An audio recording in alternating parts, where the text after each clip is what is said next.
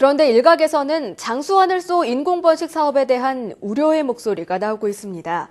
아직 토종 장수하늘소가 멸종되지 않은 상황에서 섣부르게 종 복원을 추진하는 것 아니냐는 지적인데요. 네, 게다가 토종과 외래종의 서식 환경이 달라 유전적인 차이가 존재할 수 있다는 지적도 나오고 있습니다. 신경은 기자가 보도합니다. 경기도 포천시의 광릉숲.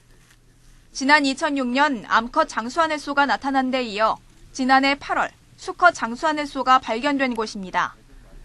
장수하늘소는 10여 년 가까이 국내에서 발견되지 않아 멸종된 것으로 추정됐습니다. 그러나 지난해 광릉숲에서 모습을 드러낸 데다 애벌레 때 서식지였던 탈출공도 종종 발견됐습니다. 전문가들은 장수하늘소의 출현 빈도가 줄었을 뿐 멸종된 것은 아니라고 설명합니다.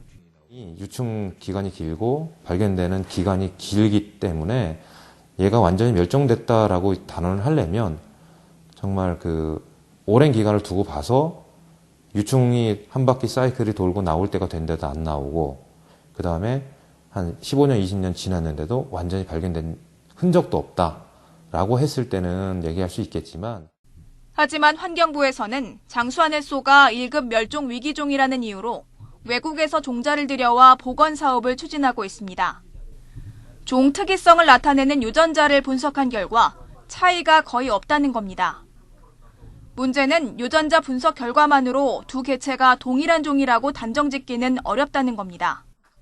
지리적으로 떨어져 있는 데다 서식 환경이 다르면 유전적인 차이가 생길 수 있기 때문에 여러 개체의 형태와 생식기의 모양을 종합적으로 분석해야 동일한 종인지 판단할 수 있습니다.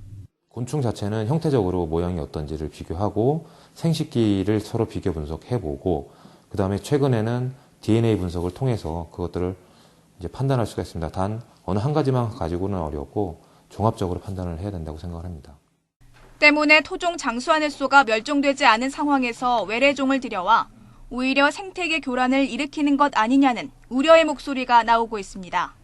그 지역에 아주 오랫동안 오랜 시간 동안 축적된 DNA, 고유의 그 DNA가 있는데 그거를 기존에 있는 곳에다가 섞어버리면 이제 생태계 교란이 일어납니다. 그래서 국내에서 서식하는 곤충 중에서 유일한 천연 기념물인 장수하늘소. 복원 사업을 성급하게 추진하기 전에 철저한 과학적 검증이 선행되어야 할 것으로 보입니다. YTN 사이언스 신경은입니다.